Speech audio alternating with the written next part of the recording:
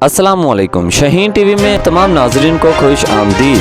पाकिस्तान की मशहूर और मरूफ टिकटॉकर हरीम शाह मुख्तलिफ तरीकों से अपनी बातों से बयानात से बड़ों की जीनत बनी रहती हैं। इन्हीं में उन्होंने एक इंटरव्यू में मौलाना तारिक जमील साहब से शादी की ख्वाहिश जाहिर की है। हरीम शाह ने अभी पिछले ही दिनों कुछ अरसा कबल ही ये दावा किया था कि उनकी शादी एक बड़े सियासतदान से हो चुकी है और वो सिंध असम्बली के रुकन भी हैं। ऐसे में सोशल मीडिया पर बहुत ज्यादा कयास आड़ाइयाँ हुई, लेकिन बाद में पता चला हरीम शाह ने सब अपनी पब्लिसिटी के लिए किया था। अब ऐसे में हरीम शाह कहती हैं कि मुझे बहुत सारे प्रपोजल आते हैं, बहुत सारे लोग मुझसे शादी करने के ख्वाहिशमंद हैं, लेकिन वो शादी अपनी मर्जी से करेंगी। लेकिन साथ ही उन्होंने कहा कि मैं चाहती हूँ कि मेरा शोहर मौलाना तारिक जमील साहब हों। अपनी इस ख्वाहिश का इजहार एक इंटरव्यू में किया। कहती हैं मेरी दिली ख्वाहिश है दुनिया की इस शानो शौकत से अलग होकर एक ऐसे घराने से वाबस्ता हो जाएं, हाँ आला इखलाको इकदार पाए जाएं। उनकी इस बात को लेकर सोशल मीडिया पर बहुत ज्यादा